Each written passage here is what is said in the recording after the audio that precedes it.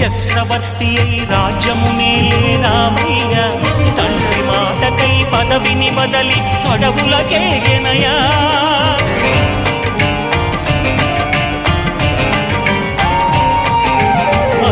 జనులను కావగ వచ్చిన మహావిష్ణు అవతారమయ ఆలిని రక్కసుడపహరించితే ఆక్రోశించెనయా అసురుని ద్రోచి అమ్మను తెచ్చి అగ్ని పరీక్ష విధించెనయా